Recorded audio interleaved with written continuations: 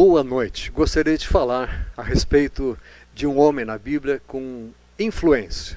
Começando uma série, um ciclo de falas, de palestras a respeito de pessoas influentes da Bíblia. Hoje gostaria de falar sobre José e de como Deus o usou como um elo de ligação importante entre aquilo que fica para trás e aquilo que é o novo, aquilo que está para começar. E José, gostaria de vê-lo assim como o encarregado sempre presente, referindo-me àquela sua situação, à sua posição em casa, com a família, no seu trabalho, a respeito da necessidade de se ter visão, de ter paixão pelas coisas, de ter entendimento da importância, o significado estratégico, ter a habilidade de se comunicar com as pessoas, de sentir-se motivado, de sentir-se com poder, com capacidade pessoal, de focar, de ser coerente com as coisas, de ter resiliência, de ter disciplina, de programar-se adequadamente, de resolver, de tomar decisões corretas, de buscar excelência, de ter capacidade de se relacionar e influenciar pessoas, enfim, tudo isso gostaria de buscar no bom exemplo da vida de José. Mateus capítulo 1, versículos 18 a 25, contam a história do nascimento de Jesus, e como nós passamos pelo Natal nessa semana, este texto ficou na minha cabeça e eu fiquei meditando a respeito dele. Diz assim: ora, o nascimento de Jesus Cristo foi assim. Estando Maria, sua mãe, desposada com José, sem que tivessem antes coabitado, achou-se grávida pelo Espírito Santo. Mas José, seu esposo, sendo justo e não a querendo infamar, resolveu deixá-la secretamente. Enquanto ponderava nestas coisas, eis que lhe apareceu em sonho um anjo do Senhor, dizendo: José, filho de Davi, não temas receber Maria, tua mulher, porque o que nela foi gerado é do Espírito Santo. Ela dará à luz um filho e lhe porás o nome de Jesus, porque ele salvará o seu povo dos pecados deles. Ora, tudo isso aconteceu para que se cumprisse o que fora dito pelo Senhor por intermédio do profeta. Eis que a virgem conceberá e dará à luz um filho, e ele será chamado pelo nome de Emanuel, que quer dizer Deus conosco. Despertado José do sono, fez como lhe ordenara o anjo do Senhor e recebeu sua mulher. Contudo, não a conheceu enquanto ela não deu à luz um filho, a quem pôs o nome de Jesus. Neste texto, a gente já vê algumas características importantes de um encarregado de algum empreendimento. E eu gostaria de me dirigir hoje à noite, especialmente àquelas pessoas que ocupam funções que às vezes ficam meio desaparecidas. Os outros são reconhecidos, elas não são lembradas, só são lembradas quando algo dá errado. Está se identificando de alguma forma com o seu dia a dia. E bem, são os encarregados, aquelas pessoas que não são os executantes, mas também não são os líderes, os gestores, os gerentes, são o meio de campo, são aquelas pessoas que fazem a equipe trabalhar, que levam as coisas a acontecer. E eu vejo José como uma pessoa deste tipo. Muito poucas referências a Bíblia faz a respeito da vida de José, mas certamente a gente pode extrair da sua vida muitas coisas importantes, significativas para nós, sobre a sua postura e sobre o resultado da sua vida, o resultado da sua presença nesses momentos todos. Então José, para mim, era o encarregado sempre presente. Diz aqui que Maria estava desposada com José e eles não tinham ainda se conhecido, estavam casados, comprometidos, mas não tinham ainda se relacionado fisicamente. E quando Maria voltou da sua viagem, ela passara algum tempo na casa de Isabel, quando ela volta, 3 meses depois ela volta para casa, José fica sabendo dessa situação, ele deve ter ficado perplexo com aquilo tudo e sem saber o que fazer, ele decide abandonar, deixar Maria, porque ele achava que o melhor resultado seria obtido dessa forma.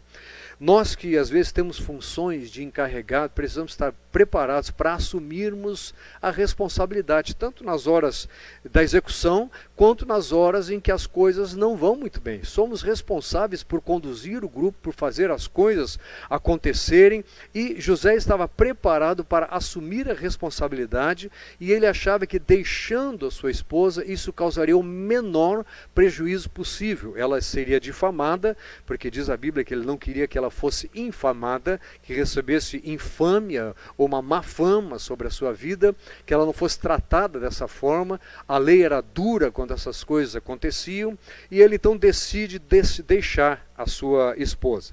Mas quando ele desperta do sono que ele teve, não é? Ele tivera essa inspiração de Deus no sono, dizendo, olha, vai nascer um menino, ele vai ser o Emanuel, o Deus conosco, e depois ele recebe uma ordem, você deve dar o nome para ele de Jesus, porque ele vai ser o Salvador dos pecados da humanidade. Quando José desperta do sono, ele está atento às mudanças, alguma coisa mudou. Quando ele foi dormir, a situação era uma. Ao acordar, a situação é outra. Você, como bom encarregado na sua casa, no seu trabalho, precisa estar atento às mudanças. Precisamos estar prontos para tomar decisões de acordo com a realidade, de acordo com as informações recebidas. José recebeu a informação e ele então, quando se acorda, diz a Bíblia que ele faz exatamente aquilo que o anjo lhe ordenara. Ele segue as instruções recebidas como um bom encarregado faz, e depois ele vem a colocar mesmo o nome do seu filho de Jesus.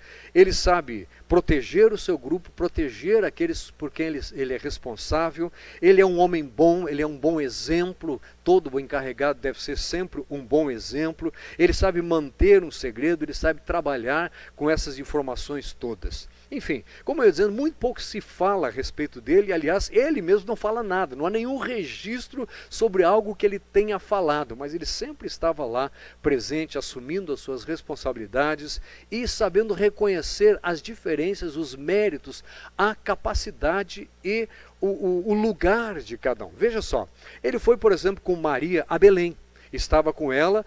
Quando Jesus nasceu, passou todas as dificuldades, todas as provações, todas as privações, juntamente com ela. Ele era o encarregado daquela expedição.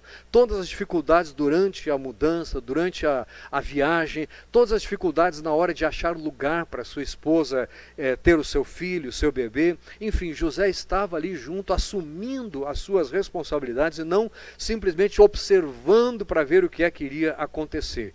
Estava com Maria também quando ele vai ser apresentado no templo, bastante tempo depois, está lá registrado em Lucas, capítulo 2, versículo 33, estavam o pai e a mãe do menino admirados do que dele se dizia, porque os doutores da lei falavam admirados sobre o que aquele menino, os profetas, aquela mulher de Deus, enfim, eles falavam sobre aquele bebê quando receberam, quando pegaram aquele bebê no colo, coisas maravilhosas, e eles ficaram admirados a respeito disso tudo. José também, como um bom encarregado, sabe tomar decisões. Ele recebe outras instruções e são orientados por Deus depois do nascimento de Jesus, por causa da tentativa de Herodes de tirar a vida do Senhor. Eles são orientados a saírem dali. Ele sabe então usar os recursos que ele tem às suas mãos, o ouro, o incenso e a mirra recebidos com aqueles presentes trazidos pelos sábios do Oriente. Ele sabe aplicar aquilo e ele sabe levar, conduzir a sua família para o Egito, preparado para mudanças. Ele é um homem de resiliência, ele está preparado para coisas diferentes, para lidar com as transformações, com as mudanças, leva-os por Egito e depois traz de volta a sua família para Nazaré, para então continuarem a sua vida. Eles partiram, diz lá Mateus 2,13, tendo eles partido, um anjo do Senhor apareceu a José em sonho e disse: dispõe-te, toma o menino e a sua mãe, foge para o Egito e permanece lá até que eu te avise, porque Herodes há de procurar o menino para o matar. Supõe-se que quando aqueles sábios do Oriente chegaram a Belém procurando chegaram a Jerusalém, e depois se dirigem a Belém e depois se dirigem a Nazaré para procurarem Jesus, teriam passado pelo menos 40 dias até 2 anos, por causa da idade que o Herodes toma como referência para mandar matar os meninos. Ele mata todos os meninos de 2 anos para baixo. Então ele já tinha essa idade quando vem o anjo e dá novas ordens. Então há mudanças e nós precisamos estar atentos às mudanças. O que é que mudou? Será que eu posso continuar fazendo tudo do mesmo jeito? Será que eu posso levar a minha vida do jeito que eu levava? Ou eu preciso estar atento às ordens, por exemplo, das autoridades? Nós hoje estamos de uma forma diferente fazendo esse culto aqui porque fomos orientados, nos foi exigida uma mudança nesse procedimento, precisamos ficar atentos ao que está acontecendo ao nosso redor. Tendo Herodes morrido, eis que o anjo do Senhor apareceu em sonho a José no Egito e disse-lhe: dispõe-te, toma o menino e a sua mãe e vai para a terra de Israel, porque já morreram os que atentavam contra a vida do menino. Dispôs-se ele, tomou o menino e sua mãe e regressou para a terra de Israel. Veja que ele é o responsável por aquele pequeno grupo. Sua esposa, seu filho, filho não dele, filho de Deus, mas sob os cuidados dele, e ele vieram então de volta para Israel. Tendo, porém, ouvido que Arquelau reinava na Judéia em lugar de seu pai Herodes, temeu ir para lá, e por divina advertência, prevenido em sonho, retirou-se para as regiões da Galiléia e foi habitar numa cidade chamada Nazaré, para que se cumprisse o que fora dito por intermédio dos profetas: ele será chamado Nazareno. Então lá atrás ele volta para Belém, que era a cidade deles. De Belém vão para o Egito, voltam agora, em vez de voltarem para sua terra, resolvem ficar em Nazaré, para que Jesus possa então ser chamado de Nazareno, porque foi ali que ele passou a maior parte da sua infância, da sua vida. Outra coisa que a gente descobre em José, quando diz aqui que Jesus tinha 12 anos de idade, diz que ele levou Jesus com esses 12 anos para Jerusalém. Terminados os dias da festa, ao regressarem, permaneceu o menino em Jerusalém sem que seus pais o soubessem. Ele estava lá. E desceu com eles para Nazaré, versículo 51, e era-lhe submisso. Jesus era submisso a José e a sua mãe. Sua mãe, porém, guardava todas estas coisas no coração. Então José tinha autoridade interna, ele era visto como alguém respeitável, alguém que era digno de ser seguido até pelo próprio Jesus, então um menino, depois um adolescente. Enfim, ele olhava para José e seguia as suas orientações, as suas determinações, como de um bom encarregado pelo período que eles estavam passando. E tomava decisões sábias. É hora de fugirmos, é hora de ficarmos, é hora de irmos para tal lugar. Sabia tomar decisões a partir das informações que ele recebia. Bem, a verdade é que José, depois a sua família cresce e ele passa a ser responsável por um grupo, de uma família de pelo menos 7 filhos. Diz lá Mateus capítulo 13, versículos 55 e 56. Perguntam às pessoas: não é este o filho do carpinteiro? Referindo-se a Jesus.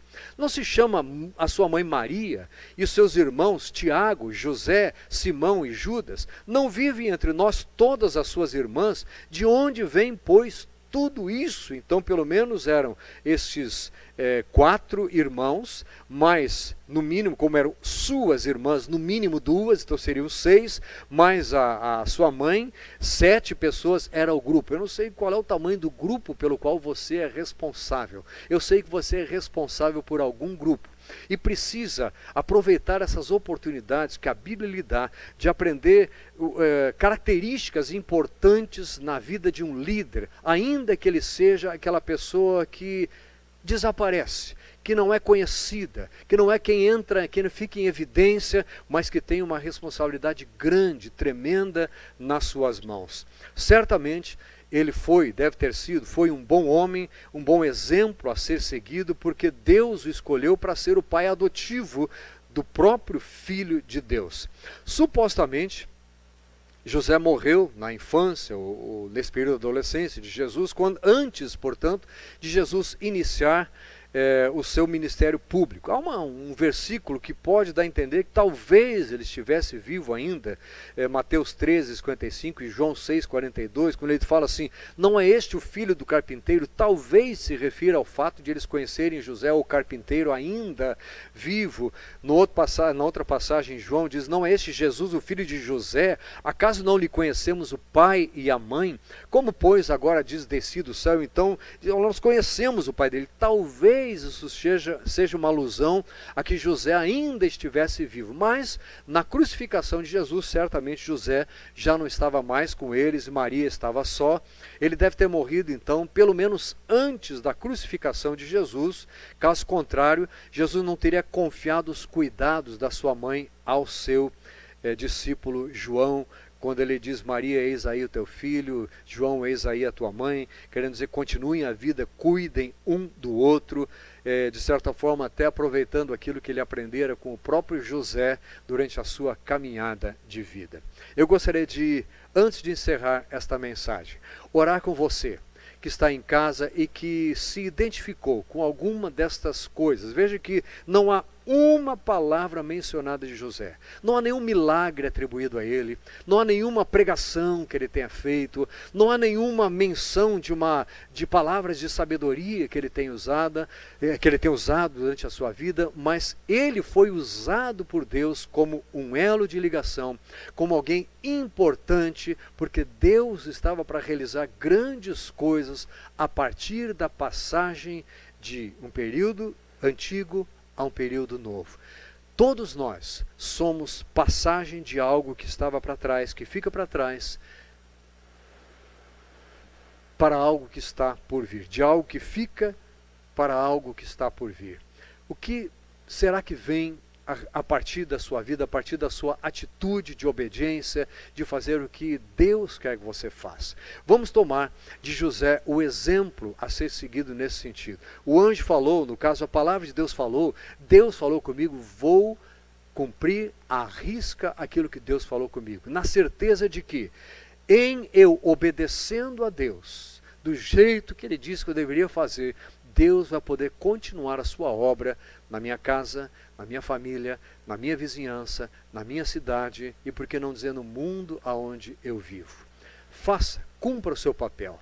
Aceite como José aceitou a incumbência. Recebe a tua mulher, segue em frente, foge para o Egito, volta do Egito. Aceite a direção de Deus sobre a sua vida e, com certeza, Deus é de transformar essa sua postura, essa sua atitude em grandes bênçãos para a sua vida, para a sua família e para aqueles com quem a sua família, os seus descendentes, terão contato a partir de hoje. Que Deus o abençoe. Vamos orar. Amado Pai Celestial, queremos agradecer pelo privilégio de podermos ler a Tua Palavra e aplicá-la às nossas vidas. Hoje agradecemos por este exemplo de vida visto em José.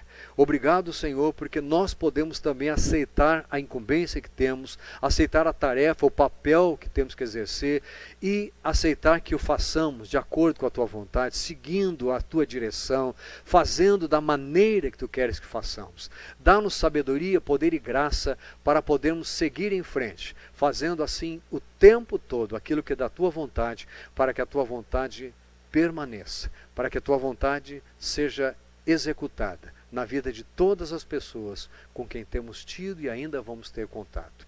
Recebe a nossa gratidão e o nosso louvor no nome de Jesus. Amém. Que Deus o abençoe.